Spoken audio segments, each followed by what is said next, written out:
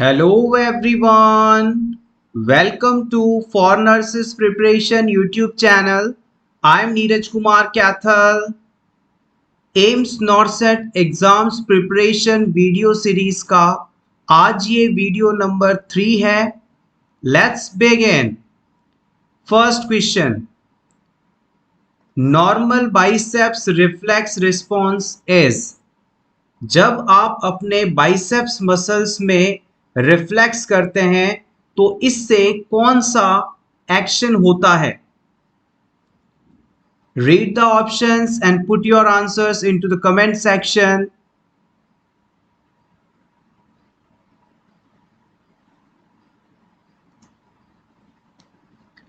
Yes, exactly guys. Option A is correct here. जब हम हमारे बाइसेप्स मसल्स यानी जिसे आप डोले शोले दिखाने के लिए यूज़ करते हैं उनमें रिफ्लेक्स करते हैं, उन्हें कॉन्ट्रैक्ट करते हैं, तो इससे आपका जो हाथ है कोहनी के पास से मुड़ जाता है, फोल्ड हो जाता है, यानी सिंपली कहें तो एल्बो के पास से हाथ में फ्लैक्शन होता है. फ्लैक्शन मीन्स फोल्ड होना सिंपली. आज का ये सेशन रैपिडली चलने वाला है. इसमें आपके ही कमेंट्स में दिए गए सजेशंस के अकॉर्डिंग कम टाइम में ज़्यादा क्वेश्चंस को हम कवर करेंगे with only to the point rationales. Next question. Which of the following nursing intervention is likely to provide most relief from the pain associated with renal colic?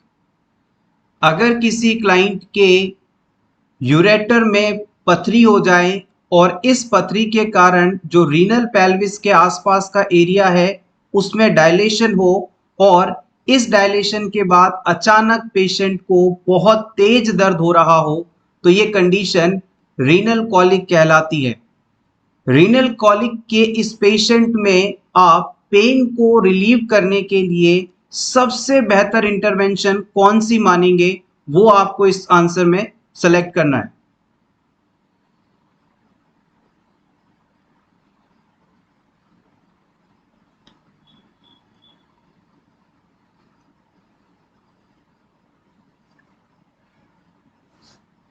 Yes, exactly, आप बिल्कुल सही हैं. अगर आप renal colic के बारे में जानते हो तो इस सिचुएशन के अंदर बहुत ही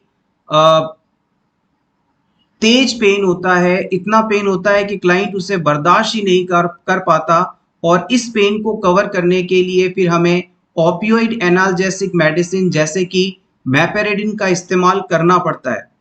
पेशेंट के फ्लैंक एरिया में मॉइस्ट हीट का एप्लीकेशन, हाई फ्लूइड इनटेक और बेड रेस्ट दिलाकर हम पेशेंट की कंडीशन को बेहतर कर सकते हैं. लेकिन इन सभी इंटरवेंशन से पेन कम नहीं होगा. उसके लिए तो आपको ओपियोइड ग्रुप की एनाल्जेसिक्स जैसे कि मैपेरेडिन देनी ही पड़ेगी. Next question. Normal triceps reflex response is. हमने प्रीवियस क्वेश्चन में बाइसेप्स की बात की. अब ट्राइसेप्स मसल्स जो कि बाइसेप्स के पीछे पाए जाते हैं इनमें यदि आप रिफ्लेक्स हो तो इससे कौन सा एक्शन होता है ये आपको बताना है.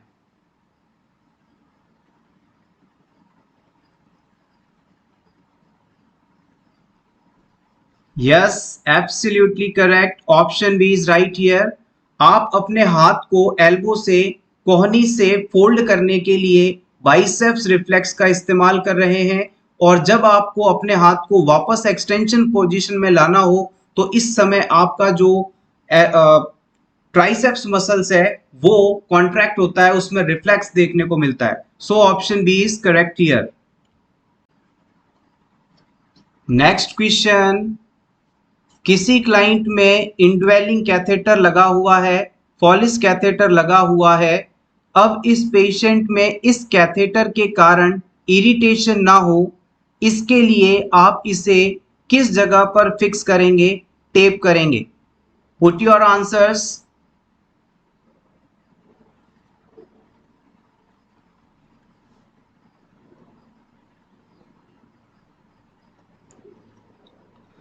Awesome guys, option A is correct here.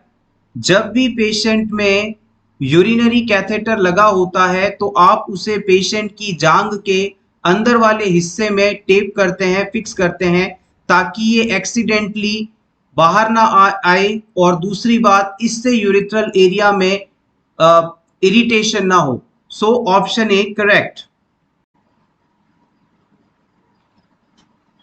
अगर किसी क्लाइंट में आपको इंसुलिन इंजेक्शन लगाना है तो इसके लिए किस साइज की निडल इस्तेमाल करेंगे आप?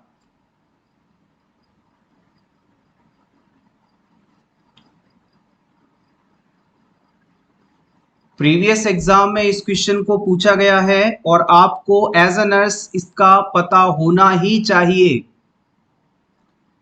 Excellent guys, very good. Option 4 is correct here.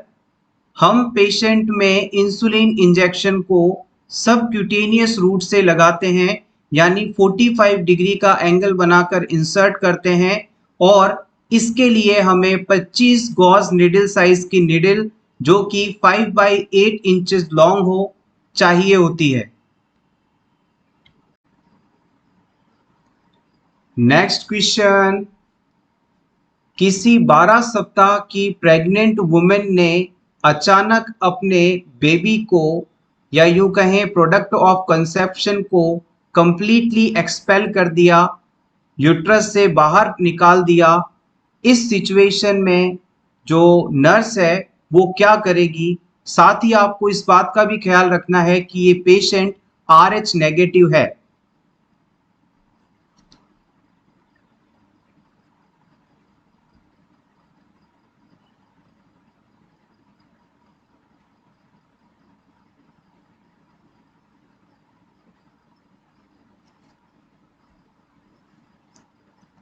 Hopefully आपने पहले ही ऑप्शन को पढ़कर अपना आंसर दे दिया होगा। Yes, exactly. हमें इस प्रोडक्ट ऑफ कंसेप्शन के एक्सपल्शन के बाद 72 आवर्स के अंदर अंदर रोगम को इंसर्ट करना है। Option A correct. गाइस, चाहे कोई भी एग्जाम हो, कितना भी सिंपल क्वेश्चन हो, आप क्वेश्चन को पूरा पढ़ें, सारे ऑप्शंस को पढ़ें और उसके बाद ही अपना आंसर सबमिट करें। कई बार कंफ्यूजन क्रिएट करने के लिए कुछ ट्रिकी क्वेश्चंस भी होते हैं। आपको यदि लगता है कि पहला ऑप्शन ही सही है, आप उसे सबमिट कर देंगे, तो ये आपके लिए हो सकता है कि एक प्रॉब्लम का इशू बन जाए। So read whole the question with all the options. Next very important question. आप एज अ नर्स किसी ऐसे बच्चे का रिकॉर्ड चेक कर रहे हैं जिसमें इंट्राक्रेनियल प्रेशर बढ़ा हुआ है और ये बच्चा डीसेरेब्रेट पोस्चरिंग को शो कर रहा है। इस बच्चे में इस डीसेरेब्रेट पोस्चरिंग में कौन सा कैरेक्टरिस्टिक देखने को मिलेगा? सिंपली कहें तो आपको ये बताना है कि अगर बच्चा डीसेरेब्रेट पोस्चरिंग में है तो कौन सी फाइंडिंग इसमें देखने को मिलेगी।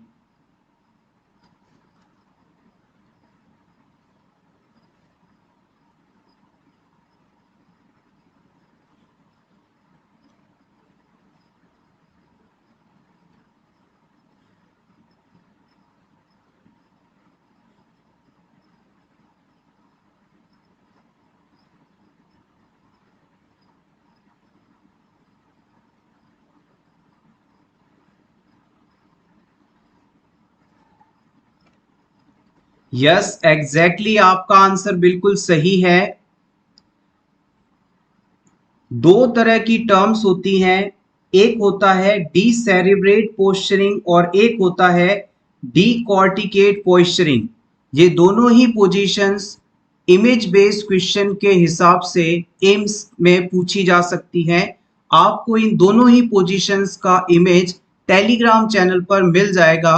आप टेलीग्राम चैनल जरूर ज्वाइन करें, वहां पर आपकी प्रैक्टिस के लिए क्वेश्चंस भी अवेलेबल हैं। अब हम बात करते हैं कि एग्जैक्टली डीसेरेब्रेट पोस्चरिंग में होता क्या है। इस पोजीशन में बच्चा सुपाइन पोजीशन में लेटा रहता है उसके हाथ और पांव बिल्कुल एक्सटेंडेड रहते हैं, यानी बिल्कुल सीधे रहते हैं, लेकिन बच्चे के जो हाथ की हथेलियां हैं वो प्रोन पोजीशन में होती हैं, यानी या तो वो धरती की तरफ होंगी या फिर साइड की तरफ मुड़ी होंगी। इस प्रकार की पोस्चरिंग में यदि बच्चा है तो आप इसे डिसेरेब्रेट पोस्चरिंग के नाम से जानते हैं। इसके बाद ऑप्शन 4 पर गौर करिएगा। यहाँ पर abnormal flexion of upper extremities and extension and abduction of lower extremities दिया गया है। एग्जैक्टली इसे आप डी कॉर्टिकेट पोस्चरिंग के नाम से जानते हैं। डी कॉर्टिकेट पोस्चरिंग, इसमें क्या होता है, बच्चा सुपाइन पोजीशन में है लेकिन वो अपने हाथों को एल्बो से फोल्ड करके अपने सीने के पास रखता है, मुट्ठियां लगभग बंद रहती हैं और उसकी जो पैर हैं, लोअर एक्सट्रीमिटीज हैं, वो एक्सटेंशन में रहते हैं और एक दूसरे के पास रहते हैं। अगर बच्चे ने अपने हाथों को सीने से लगा रखा है, यानी कि एल्बो के पास फ्लेक्शन है, फोल्डेड हैंड्स हैं, तो ये डीकॉर्टिकेट पोस्चरिंग है। और अगर हाथ पांव दोनों सीधे हैं तो ये कंडीशन डीसेरेब्रेट पोस्चरिंग कहलाती है। नेक्स्ट हम बात करेंगे इंपॉर्टेंट ड्रग की, सोडा बाइकार्ब, या इसे आप सोडा बाइकार्बोनेट के नाम से भी जानते हैं। सोडा बाइकार्बोनेट मेडिसिन का इस्तेमाल मेटाबॉलिक एसिडोसिस कंडीशन के ट्रीटमेंट में किया जाता है। इसके साथ ही अगर किसी क्लाइंट में पोटेशियम का लेवल नॉर्मल से ज़्यादा है, यानी हाइपरकैलेमिया है, तो वहां भी आप इसे दे सकते हैं। नेक्स्ट इंपॉर्टेंट ड्रग जो कि एम्स नॉर्सेट में पूछी जा सकती है, सक्सिनाइल कोलिन।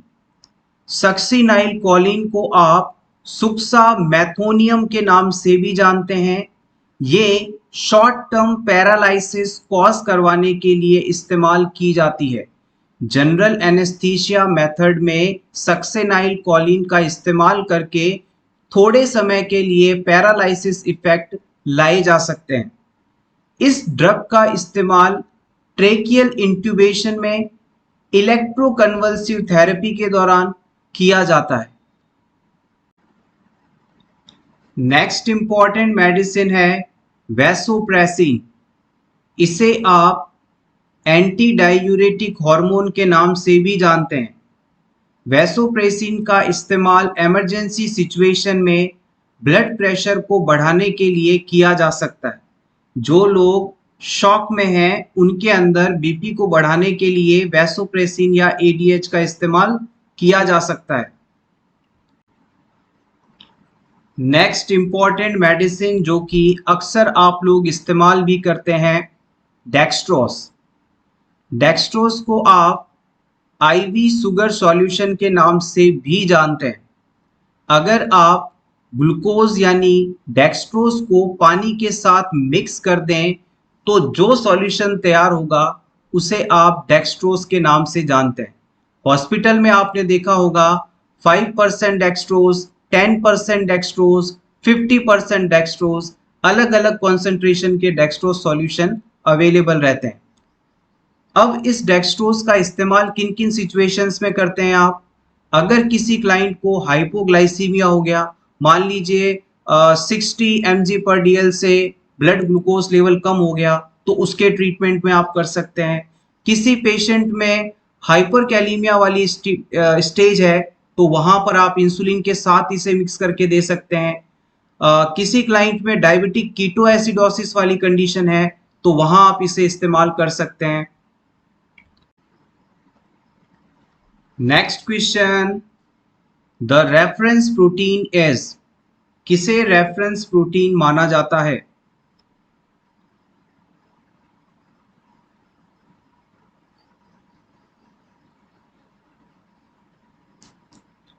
आंसर जाने से पहले हम बात करते हैं कि रेफरेंस प्रोटीन होता क्या है।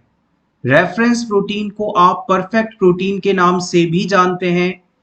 ऐसा प्रोटीन सब्सटेंस जो कि किसी भी डाइट के साथ दिया जाए 100% एफिशिएंसी के साथ यूज हो जाए, इसे आप रेफरेंस प्रोटीन कहते हैं। और एग्जैक्टली आपका आंसर ऑप्शन 1 एग बिल्कुल सही है। नेक्स्ट क्वेश्चन, किसी क्लाइंट में एट्रियल फिब्रिलेशन कंडीशन डेवलप हो जाती है, इसमें ventricular rate 150 beats per minute है। इस सिचुएशन में कौन से साइन एंड सिम्टम्स आपको इस पेशेंट में देखने को मिलेंगे?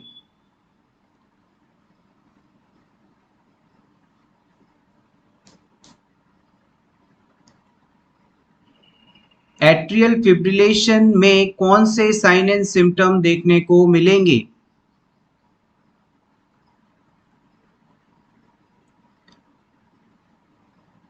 एट्रियल फिब्रिलेशन का मतलब है जब हमारे हार्ट के अपर दो चैम्बर्स यानी एट्रिया वेंट्रिकल से तेजी से बीट करने लगे। हार्ट के जो अपर चैम्बर्स लोअर चैम्बर्स की तुलना में बहुत ज़्यादा तेजी से बीट करने लगे तो आप इसे एट्रियल फिब्रिलेशन का नाम देंगे। एट्रियल फिब्रिलेशन के अंदर नॉर्मली 100 से 175 beats per minute heart rate देखने को मिलती है। इस सिचुएशन को आप सिंपली याद रखें, फिब्रिलेशन का मतलब है फड़फड़ाना। आपका हार्ट कॉन्ट्रैक्ट नहीं कर रहा है, पूरा सिकुड़ नहीं पा रहा है, सिर्फ हल्का हल्का फड़फड़ा रहा है और बहुत तेजी से फड़फड़ा रहा है। अगर आपका हार्ट हल्का हल्का फड़फड़ाएगा तो क्या एट्रिया से ब्लड वेंट्रिकल्स में आ पाएगा? नहीं आ पाएगा। तो क्या आगे एरोटा से ब्लड ऑर्गन्स तक पहुंच पाएगा? नहीं पहुंच पाएगा। तो अब आप इसका आंसर दीजिएगा, होपफुली आप अब आंसर कर पाएंगे। यस, एग्जैक्टली आपका आंसर बहुत सही है, ऑप्शन सी। अगर ब्लड शरीर की आवश्यकता के अनुसार नहीं डिलीवर हो पाएगा तो इससे ब्लड प्रेशर कम होने लगेगा, व्यक्ति को चक्कर आने लगेंगे यानी डिजीनेस फील होगा। Option C correct. Next question, important one. एक सिजोफ्रेनिया का पेशेंट है और ट्रीटमेंट के लिए एंटीसाइकोटिक मेडिसिन ले रहा है। आप इस पेशेंट में देखते हैं कि इसके लिप्स और टंग अनकंट्रोल्ड मूव कर रहे हैं, यानी कि बिना क्लाइंट की इच्छा के ही इसके होठ और जीभ लगातार मूवमेंट कर रही है। तो इन फाइंडिंग को आप किस नाम से जानेंगे?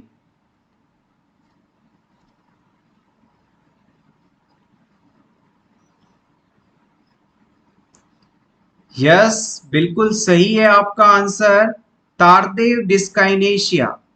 जिन लोगों को एंटीसाइकोटिक मेडिसिन दी जा रही होती है उनमें बॉडी मूवमेंट से रिलेटेड यदि कोई भी एबनॉर्मेलिटी है तो आप उसे तारदेव डिस्काइनेशिया कहेंगे।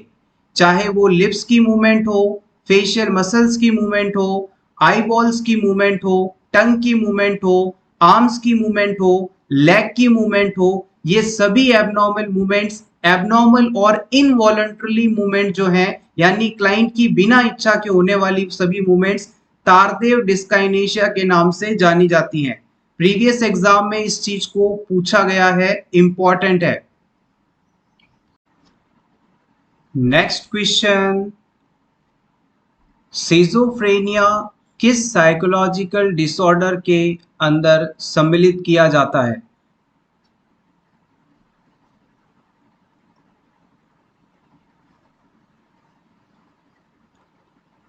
नॉर्सेट एग्जाम के लिए सिजोफ्रेनिया एक बहुत ही इंपॉर्टेंट कंडीशन है, इसे जरूर पूरा तैयार करके जाइएगा। Yes, exactly, option D is correct here. Schizophrenia को हम सिजोफ्रेनिया साइकोटिक डिसऑर्डर के अंतर्गत सम्मिलित किया जाता है। Option D correct.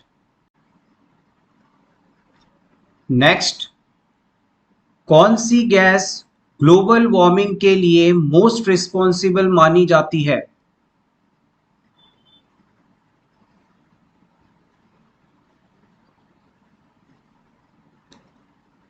Yes, exactly, option B is correct here. Carbon dioxide global warming के लिए सबसे बड़ा कारण माना जा रहा है।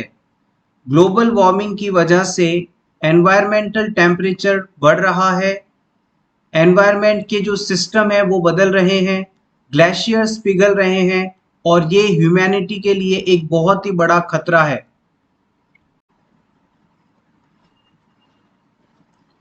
अगर किसी व्यक्ति के शरीर में लेड का एक्सेस एक्यूमुलेशन होने लगे तो इससे क्या प्रभाव पड़ेगा?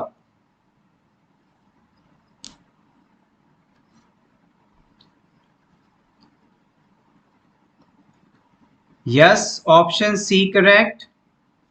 लेड यानी पीबी, इसका बॉडी में कलेक्शन नर्व्स को वीक कर सकता है। हमारी जो नर्व्स हैं, न्यूरॉन्स हैं, उन्हें कमजोर कर सकता है, डैमेज कर सकता है। Next question, anti helminthic drug किसके ट्रीटमेंट में इस्तेमाल की जाती है? किससे हुए इन्फेक्शंस के ट्रीटमेंट में एंटी हेलमिंथिक ड्रग यूज की जाती है?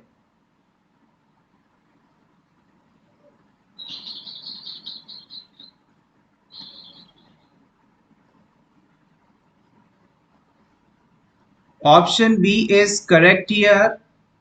अगर किसी क्लाइंट को वर्म इन्फेस्टेशन है यानी पेट में कीड़े आदि पड़ गए हैं, जो कि बच्चों में जनरली देखने को मिलता है, तो उसके ट्रीटमेंट के लिए हम एंटी हेलमिंथिक एजेंट्स इस्तेमाल करते हैं। एग्जाम्पल की बात की जाए तो मेबेंडाजोल, एल्बेंडाजोल, थियाबेंडाजोल, ये सभी इंपॉर्टेंट हैं।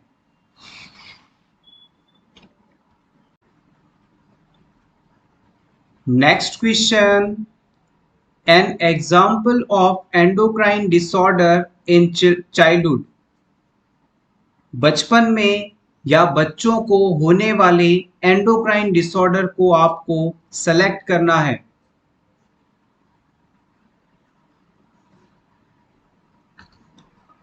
यस, एग्जैक्टली, आप बिल्कुल सही हैं। Option D is correct here. देखिएगा, प्रोटीन एनर्जी माल न्यूट्रिशन, ALL यानी एक्यूट लिम्फोसाइटिक ल्यूकीमिया और जुवेनाइल डायबिटीज मेलाइटस, ये तीनों ही बच्चों में होने वाले डिजीजेज हैं, लेकिन PEM और ALL एंडोक्राइन सिस्टम से संबंधित नहीं है, इसलिए हमने इन्हें सही नहीं माना है। जुवेनाइल डायबिटीज का मतलब है टाइप 1 डायबिटीज मेलाइटस, जो कि बच्चों में मुख्य रूप से देखने को मिलती है। इस प्रकार की डायबिटीज में पैंक्रियास की बीटा सेल्स के द्वारा पर्याप्त मात्रा में इंसुलिन का प्रोडक्शन नहीं किया जा पाता। इस प्रकार की डायबिटीज के ट्रीटमेंट के लिए हम इंसुलिन का उपयोग करते हैं। इस क्वेश्चन की लैंग्वेज थोड़ा टिपिकल है, इसे मैं शॉर्ट और इजी वे में कन्वर्ट कर रहा हूं। अगर कोई पेशेंट आपके पूछने पर उस चीज का जवाब सही ना देकर आपको दूसरी सारी बातें बताता है और मेन पॉइंट पर या मेन आंसर को नहीं देता, ये कंडीशन क्या कहलाएगी?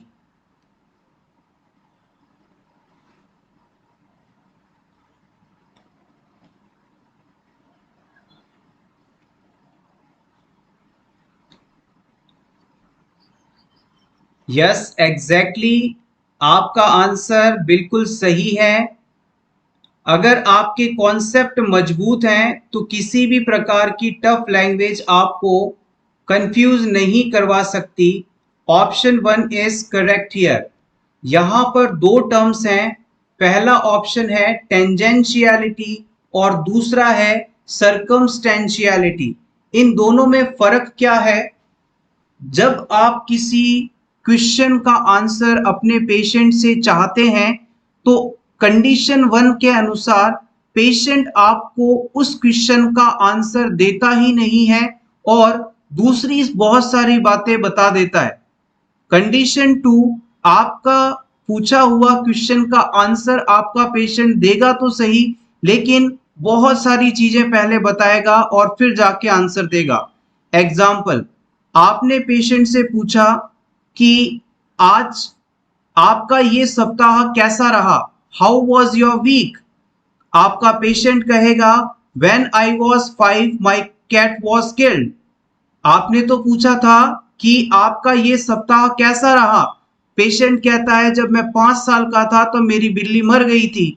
तो इस सिचुएशन में वो आपको तंग कर रहा है, जो आप पूछ रहे हैं वो नहीं बता रहा है आपको। यदि वो तंग करता है तो ये टेंजेंशियलिटी है।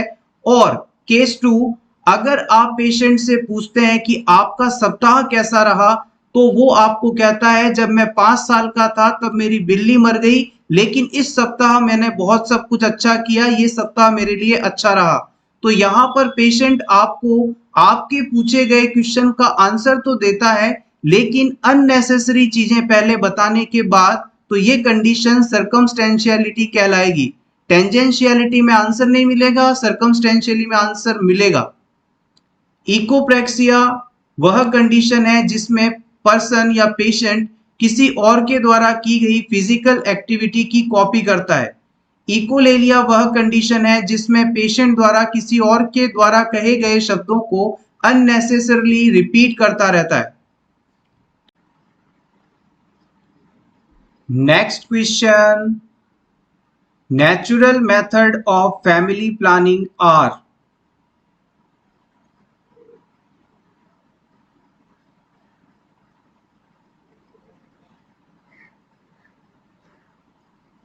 Option 1 is correct here.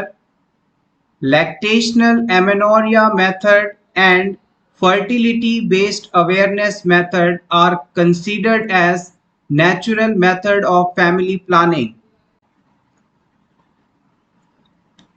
Next question, what do you mean by medical abortion? Medical abortion क्या है?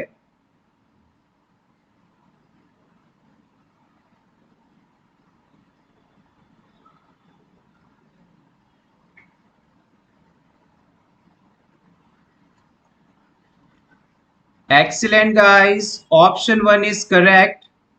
अगर आप फार्मेकोलॉजिकल मेडिसिन्स या ड्रग्स का इस्तेमाल करते हैं प्रेगनेंसी को टर्मिनेट करने के लिए, तो इसे आप मेडिकल अबॉर्शन का नाम देंगे। नेक्स्ट क्वेश्चन, किसी अनकॉन्शियस पेशेंट में आई पैडिंग लगाने का मेन उद्देश्य क्या होता है? क्यों आई पैडिंग्स लगाई जाती हैं किसी अनकॉन्शियस पेशेंट में?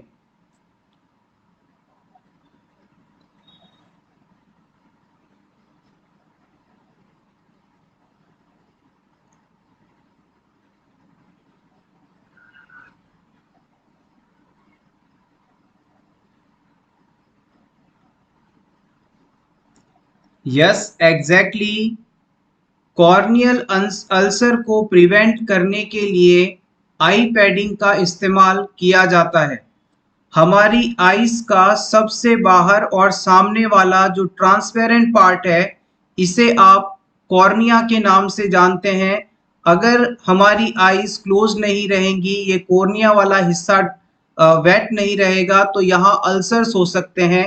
इस चीज से प्रिवेंशन हेतु अनकॉन्शियस पेशेंट में आई पैडिंग्स लगाई जाती हैं।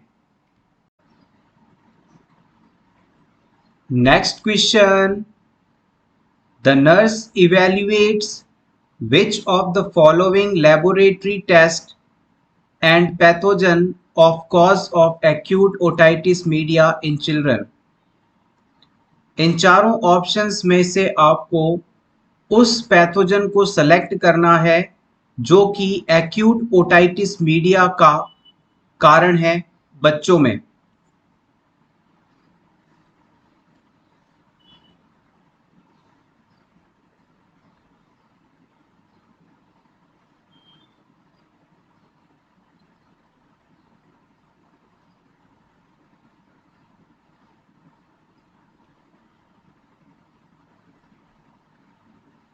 The right answer is option C, Haemophilus influenza. Haemophilus influenza और स्ट्रेप्टोकोकस निमोनी ये दोनों ही अपर रेस्पिरेटरी ट्रैक्ट के पैथोजेंस हैं जो कि ओटाइटिस मीडिया का कारण भी बनते हैं। सो एवरीवन, ये था हमारा आज का वीडियो जिसमें हमने अपकमिंग नॉर्सेट एग्जाम के रिगार्डिंग कुछ इंपॉर्टेंट क्वेश्चंस को टू द पॉइंट और क्विकली रिवाइज किया है। होपफुली आपको ये कॉन्सेप्ट अच्छा लगा होगा। अगर आपको इसी तरह के कॉन्सेप्ट बेस्ड आगे वीडियोस चाहिए तो वीडियो के कमेंट सेक्शन में आपकी सजेशंस जरूर दें और वीडियो अच्छा लगा हो तो इसे जरूर लाइक करें। चैनल पर यदि पहली बार है तो इसे जरूर सब्सक्राइब करें and thank you so much. Best of luck.